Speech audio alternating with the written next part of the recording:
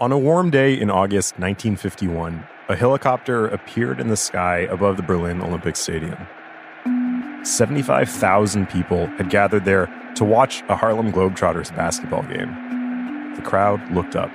The chopper circled 3 times and landed on the field. The loudspeaker announcer called out, "Attention, attention."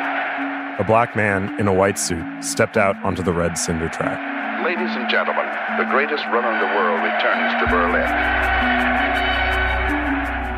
Jesse Owens was back in Germany to take a victory lap. I had many thoughts as I made the symbolic run of victory around the same red cinder track that I'd run so many years before. As I passed each section, there was a bridge to the past. The Second World War had ended only 6 years earlier, and Germany, along with the rest of the world, was still reckoning with it all. Whatever was left of the Nazi leadership had been grilled at the Nuremberg trials. Berlin was rebuilding after Allied bombing campaigns. About 80% of the city's center had been flattened. Yet the stadium the Nazis had built for the Olympics was still standing. And that day, at the Globetrotters game, Jesse Owens was back to take his victory lap and to give a speech. Words often fail on occasions like this, he told the German crowd. But I remember the good that happened here. I remember the fighting spirit and sportsmanship shown by German athletes on this field. And here, we reach the important part. He says, especially by Lutz Long of Germany, the man I managed to beat in the broad jump. The crowd came forth with a tremendous roar, and the cheers are with me today. Owens stood for an ovation that one of the Globetrotters said lasted a full 15 minutes. And I think maybe it was then, standing there, watching how hungry that crowd was for even this mention of a good German, that he decided to tell an even bigger story about what happened between him and Lutz Long at the 1936 Olympics. It was the start of the great long jump tall tale. I'm Malcolm Gladwell. Welcome to Revisionist History, my show about things overlooked and misunderstood. Throughout this series, we've been looking at how people tried to rationalize their participation in Hitler's Olympics. And in this episode, we've reached the most enduring and, I think, heartbreaking rationalization of all. Jesse Owens' story about befriending a Nazi. A story that, it seems, Owens made up. But why? Why did Owens need to tell a lie?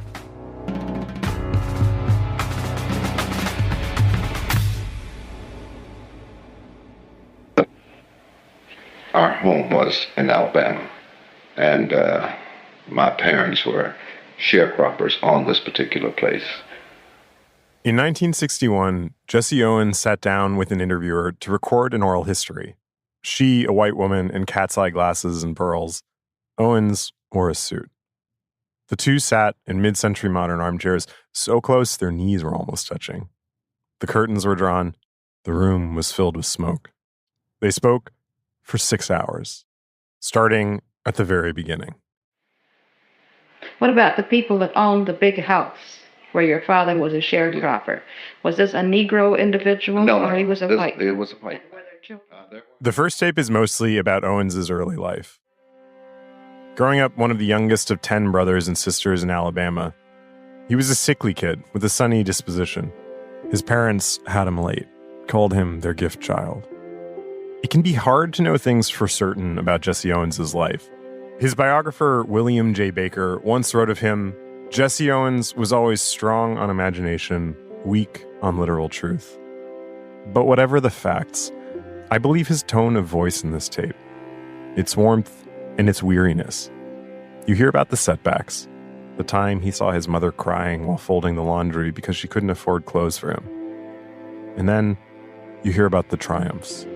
Well, that's where it all began, isn't it? Yes. In junior high school. Junior high school, captain of the basketball team, captain of the track team, captain of the baseball team. I was president of the student council, captain of our guards. I was impressed the first time I heard him list all those accomplishments. He was obviously great from the start. But the second time I listened, I noticed just how worn out he sounds going through that list. That tone has a lot to do with how I came to understand Jesse Owens. He's telling the story of his life in this oral history, but really, he just keeps talking about one idea. Did you get tired of this sometimes? Oh, yes, you get tired of living in a glass bowl. Living in a glass bowl. But it's a wonderful thing to have people to recognize you, people to admire you for your ability. But sometimes people forget you're a human being. People were looking, everybody's eyes were upon you, and they would scrutinize everything that you did. And so therefore you had to be very, very careful of the things that you did. And it's a tough thing sometimes. By the time he taped this interview, people had been telling stories about Jesse Owens, mythologizing him for decades. You can even hear the interviewer doing it. How did all this make you feel? Now, you remember you're a youngster from the cotton fields of Alabama. Mm-hmm. This is all relatively new to you, and suddenly you're the captain of so many things, and you're a good student, and people like you, and well, you felt like you were somebody, you know. I mean, this. And that, I think, is at the heart of why Jesse Owens made up that story about Lutz Long helping him during the broad jump qualifying rounds, and about their friendship all those years afterwards. First, being an athlete made him somebody. Then, when that was done, telling stories about it kept him a somebody. But he was black in early 20th century America, which meant that as soon as he started to be somebody, he had to play to two crowds: the white people giving him opportunities, and the black people who wanted him to use his status to change things.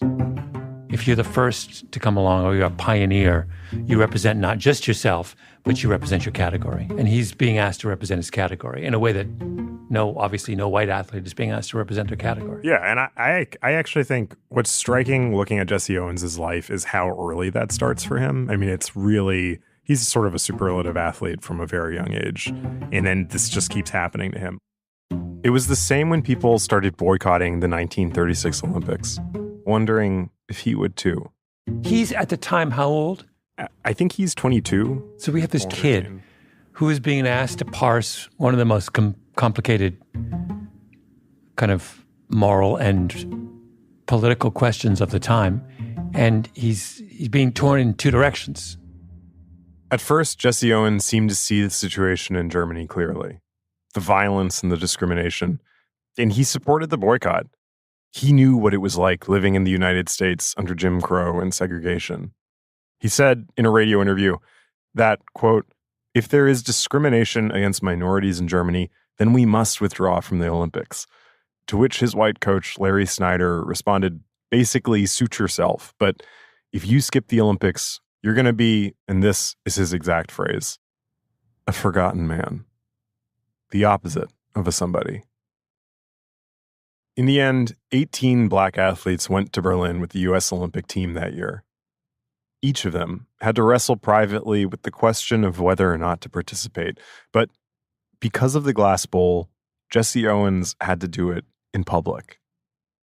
There were endless opinions about what he should do.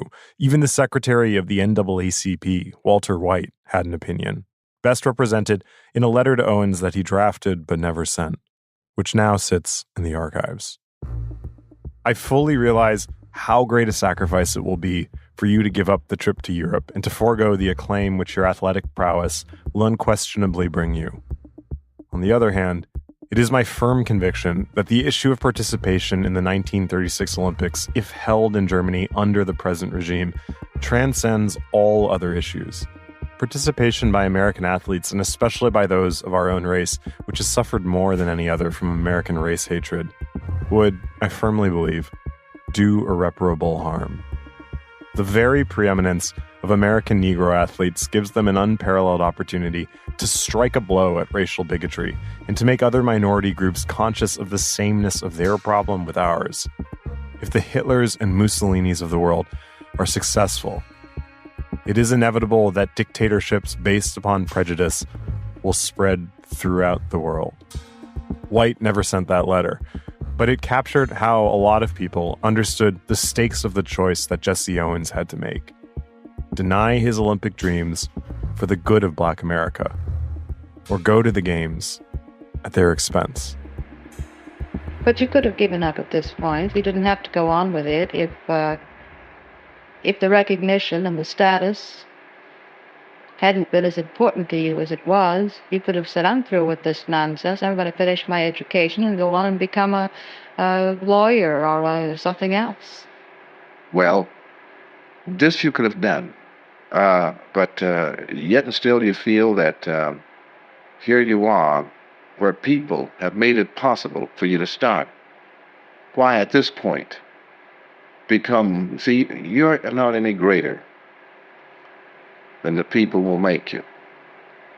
You can do a number of things, but if the people are not with you, then who knows about it? Leave the glass bowl, become a forgotten man.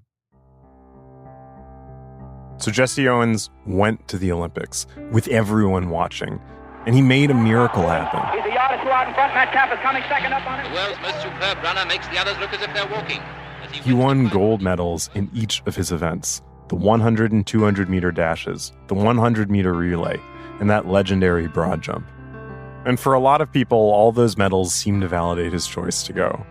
He'd proven Hitler wrong with every step, so much for Aryan supremacy. That's where the story of Jesse Owens usually ends. But there's so much more to it. After the track and field events in 1936, the athletes toured Europe for a series of track meets.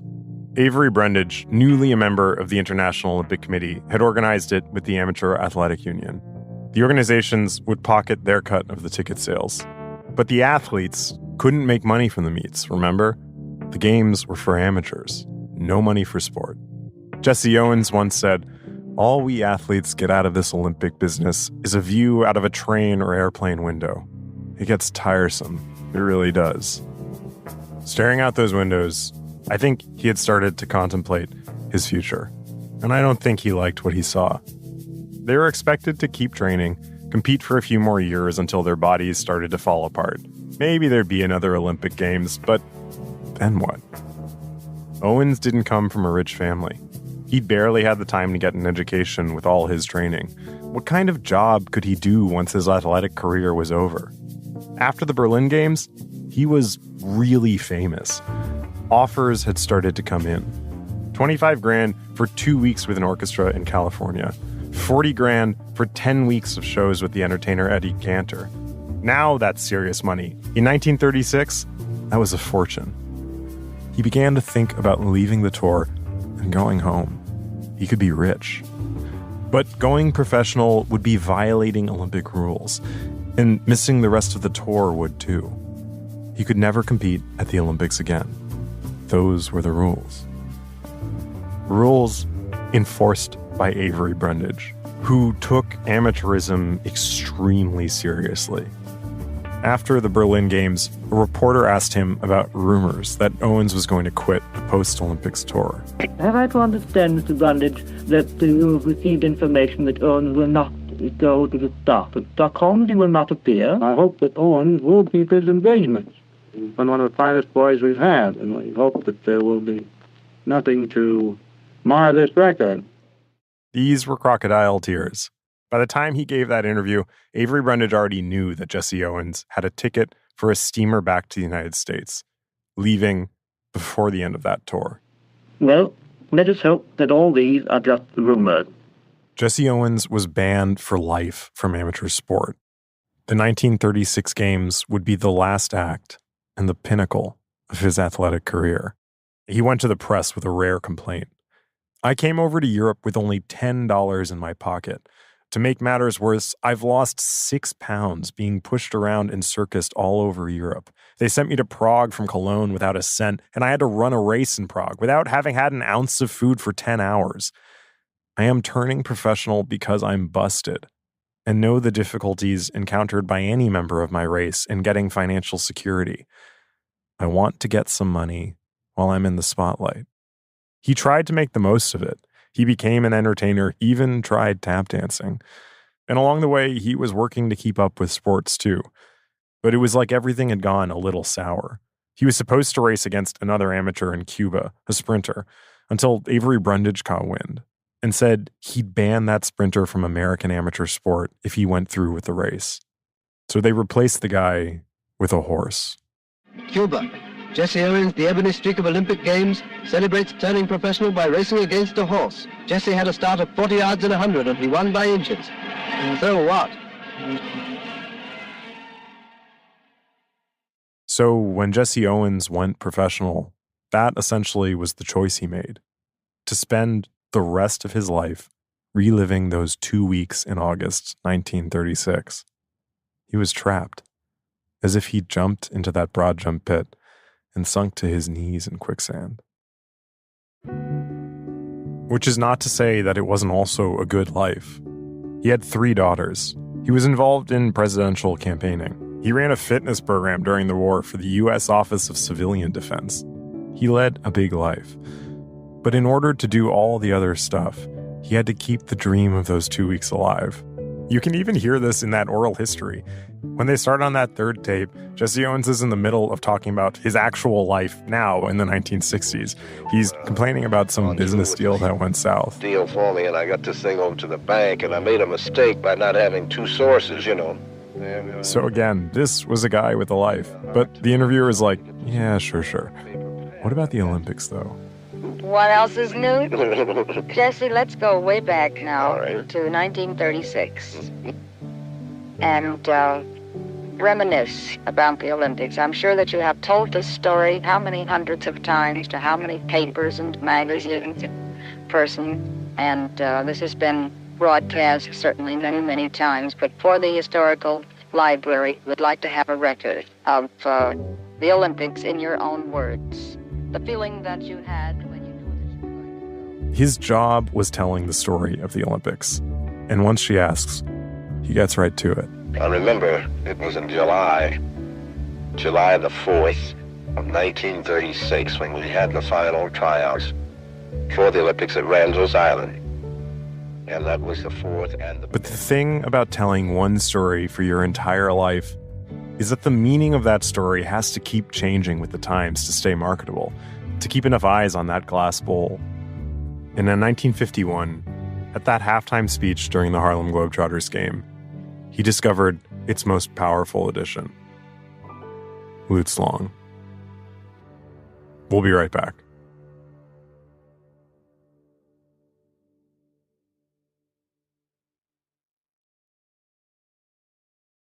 I guess first, can you tell me about that Globetrotters game in the Berlin Stadium in 1951? Sure. I'm talking to Damien L. Thomas, curator of sports at the Smithsonian National Museum of African American History and Culture.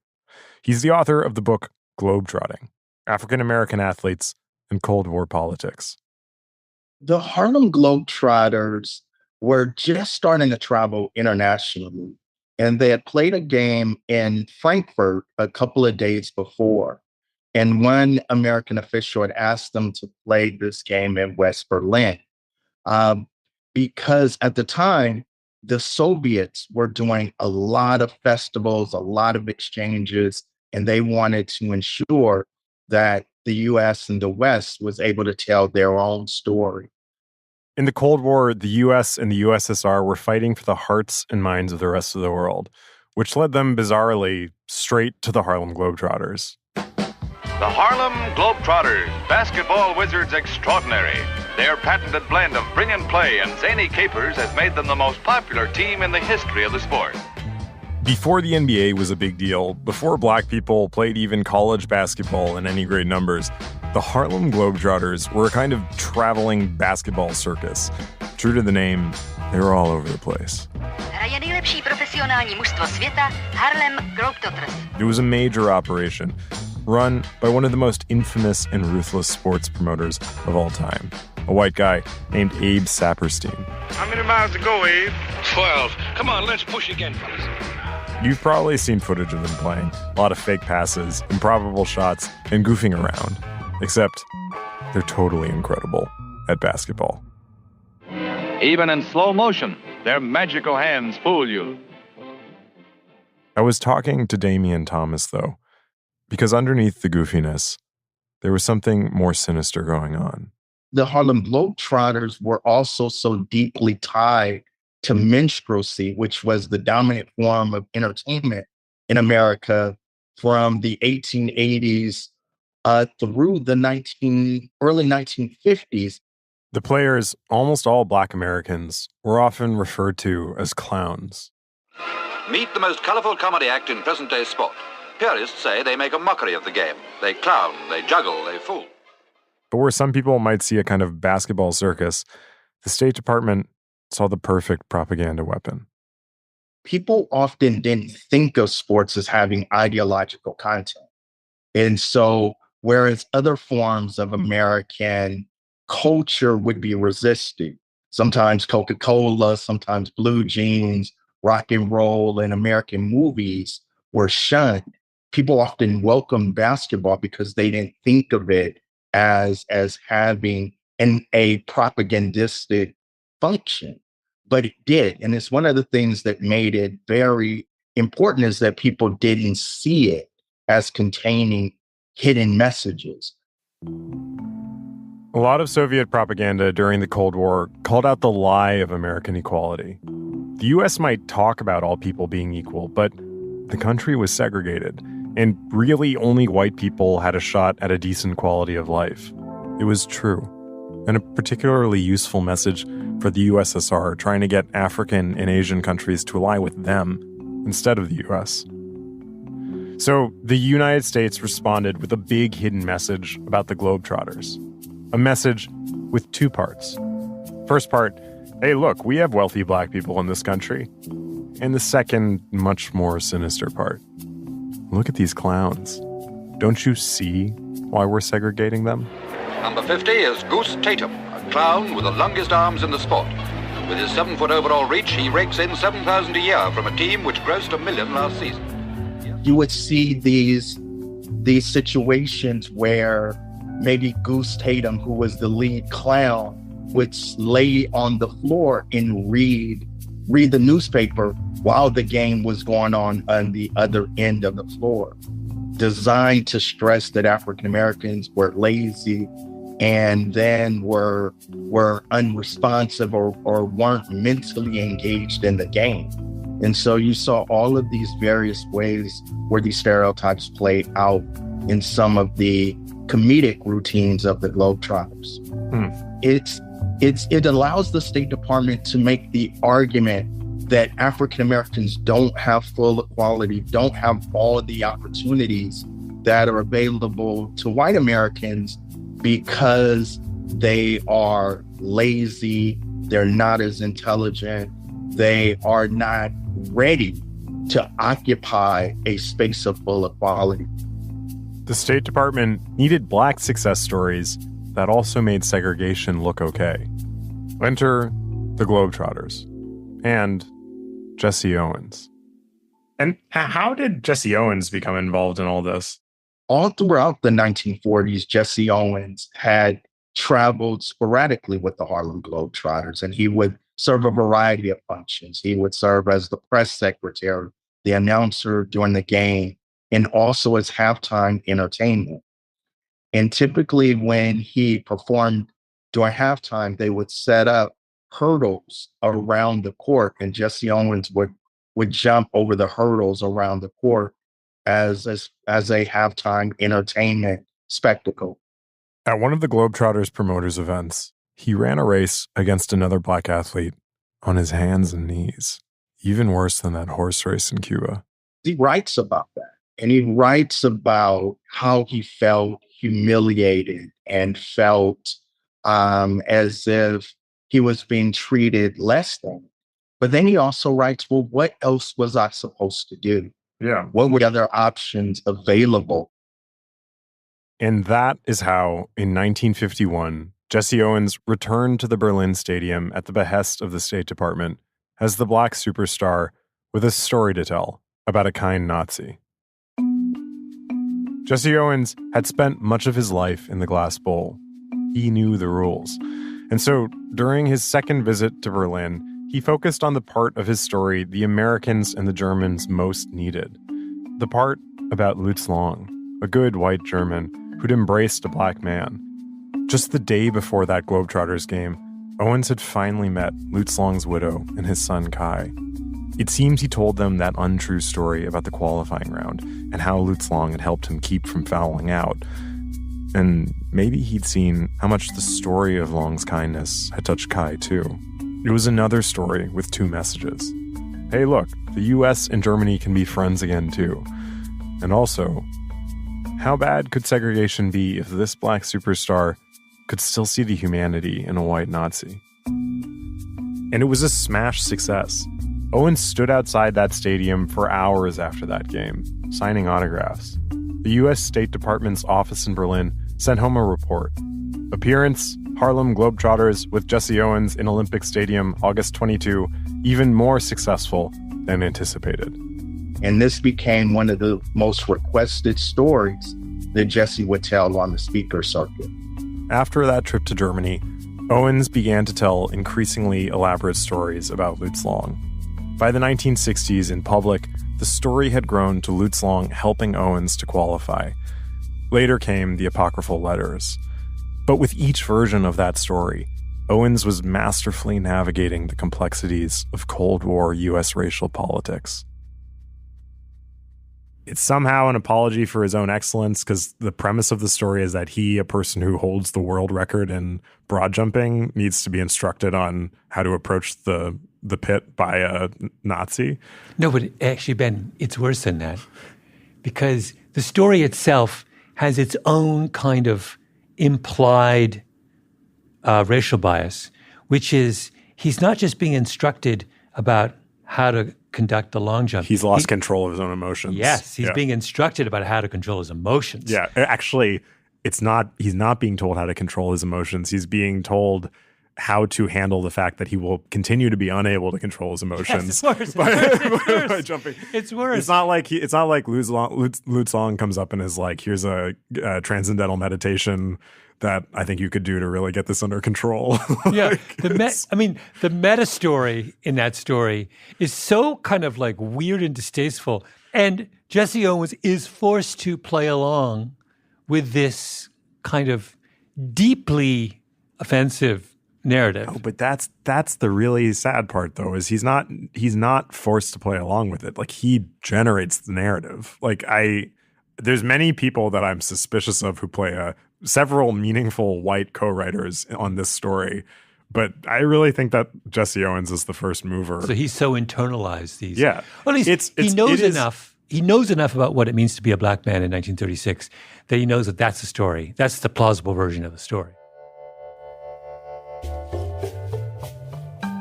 We almost always tell the story of Jesse Owens' gold medals as a story of triumph.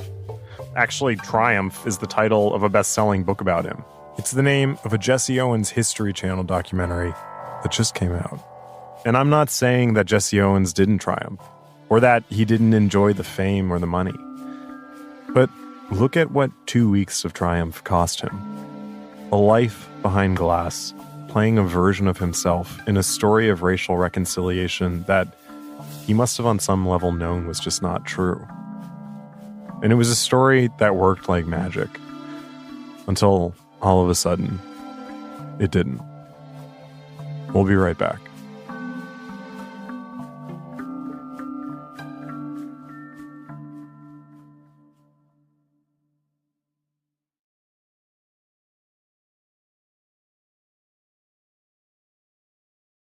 Jesse Owens had been telling one version or another of the Lutz Long story for nearly 20 years when it finally went mainstream in 1968. That was the year Jesse Owens Returns to Berlin came out, the film by the legendary Olympic documentarian Bud Greenspan. It builds up to that Globetrotters trip in 1951, the jog around the track, the standing ovation. But the heart of the piece is Lutz Long's son, Kai. I've very often seen pictures from you and the photographs of my father. Please tell me about this competition here in the stadium, because I've my father only seen for 3 times. I was born 1941 and my father died in 1943.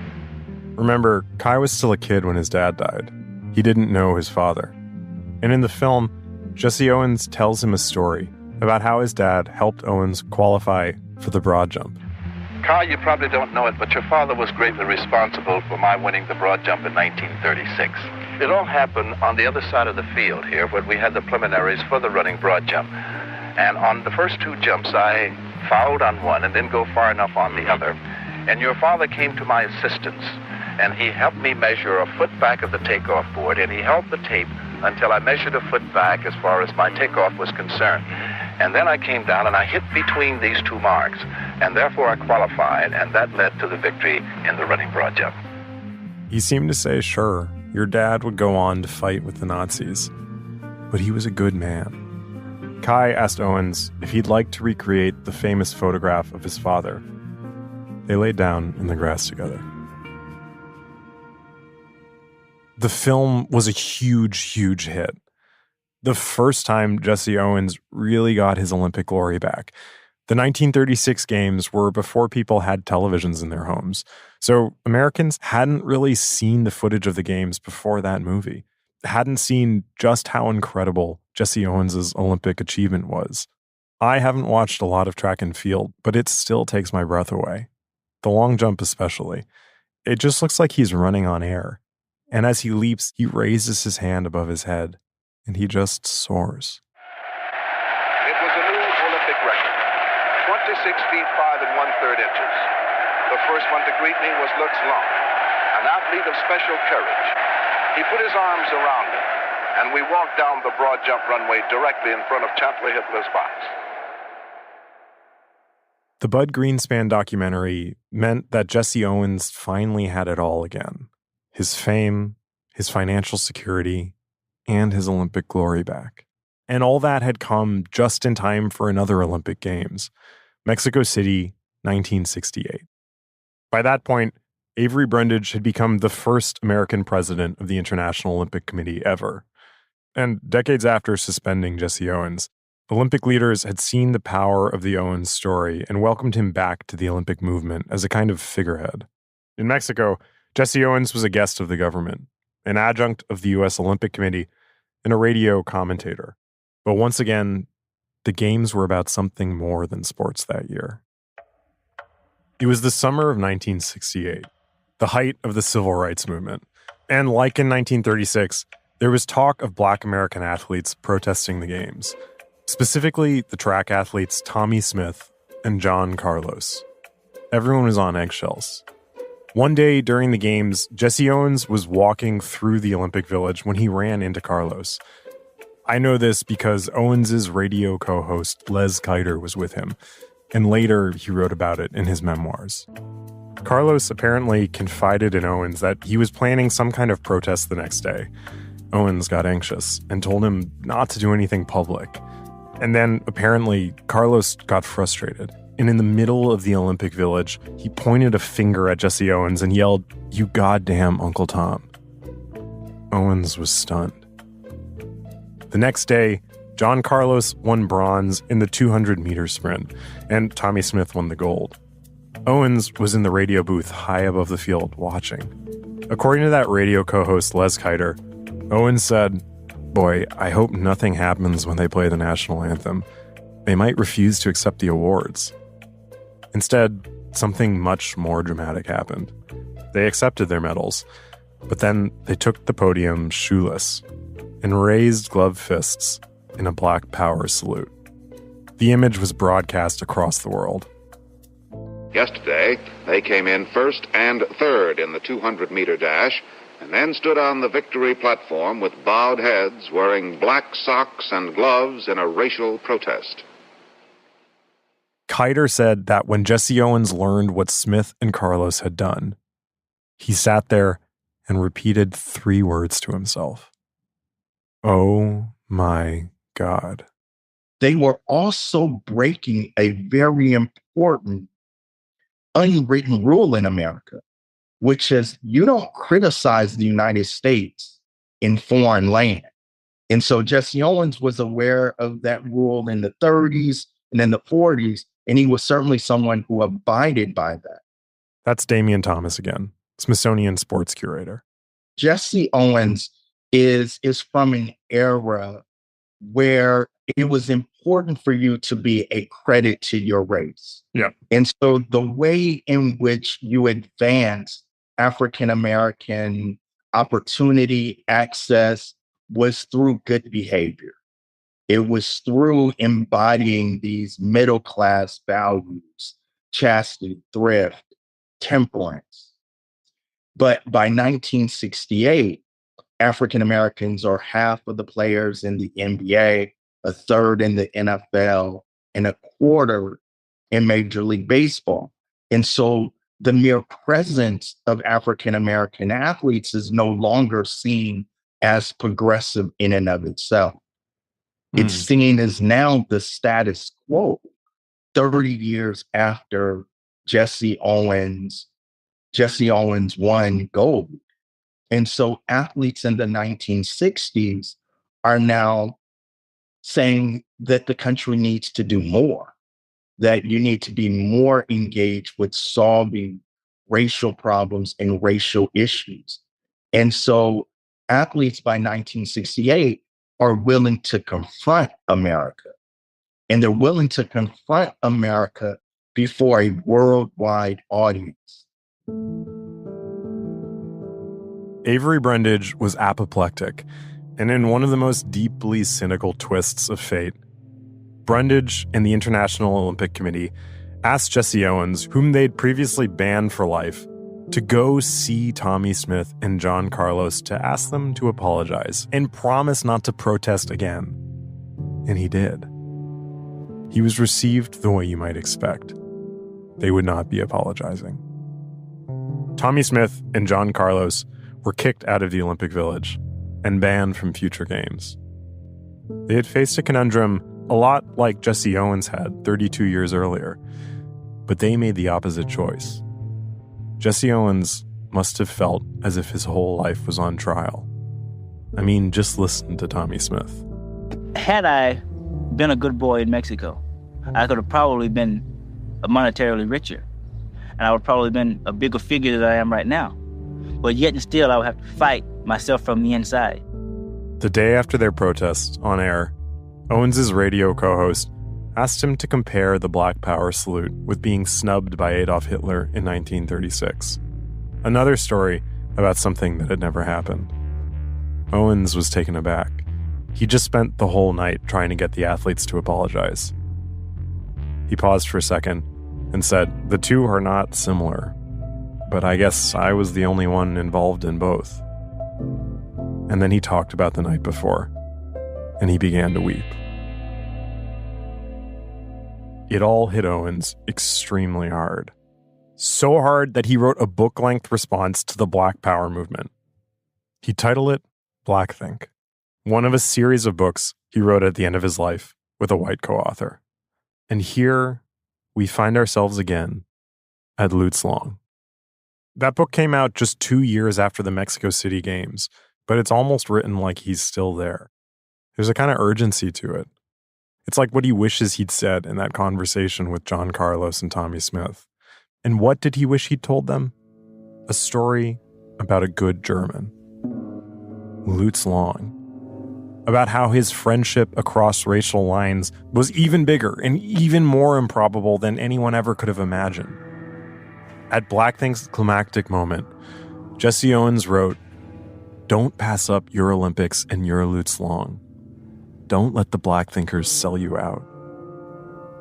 The significance of that brief interaction just kept growing in Jesse Owens' life story until 2 years before he died. In 1978, with that co-author, Jesse Owens published a book called Jesse, a spiritual autobiography. This is the one with the letter Lutz Long supposedly sent right before he died in the deserts of North Africa, a place in truth he never fought. It's kind of a beautiful letter, though. Even knowing it's not true, I still get choked up when I read it. But it's the dedication on spiritual autobiography that really gets me. Owens dedicates the book to 2 unmatchable teammates. My wife of almost 50 years, Ruth, and the Nazi who fought Hitler with me, Lutz Long.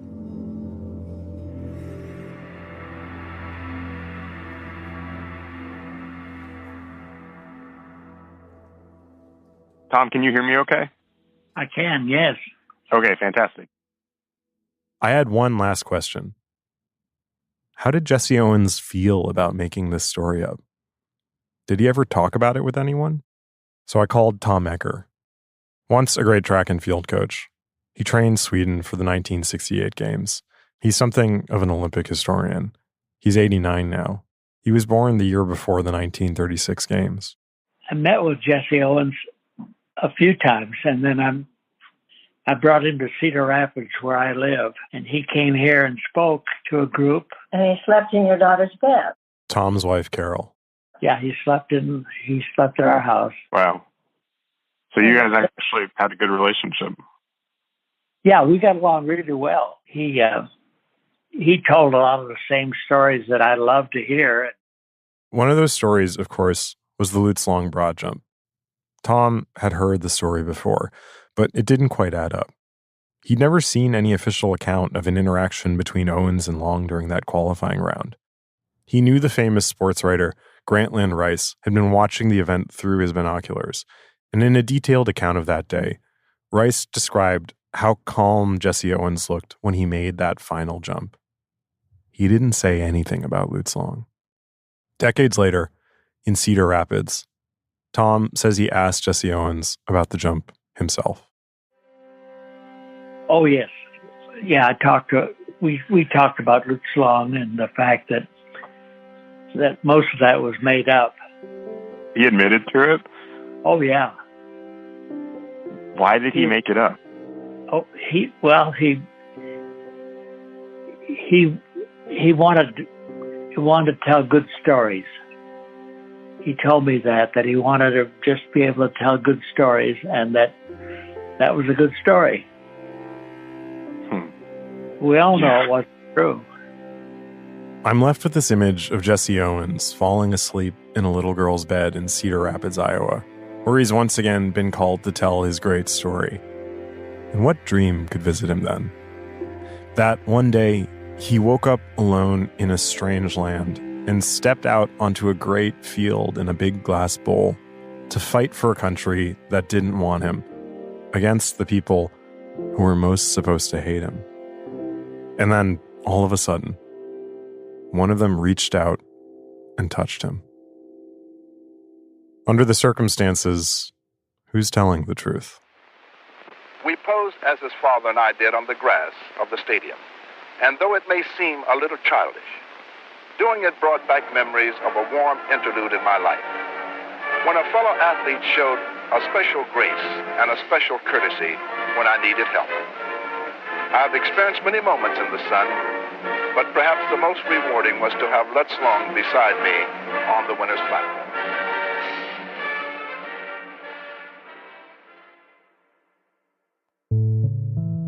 Revisionist History is produced by me, Ben Nadif-Hafrey, Tali Emlin, and Nina Bird Lawrence. Our editor is Sarah Nix. Fact-checking on this episode by J.L. Goldfein. Original scoring by Luis Guerra. Mastering by Jake Gorski. Engineering by Nina Bird Lawrence. Our executive producer is Jacob Smith. Special thanks to Karen Shakurji, Wendy Martin, J.D. Landis, and Lee Hafrey for translation help. I'm Ben Nadif-Hafrey.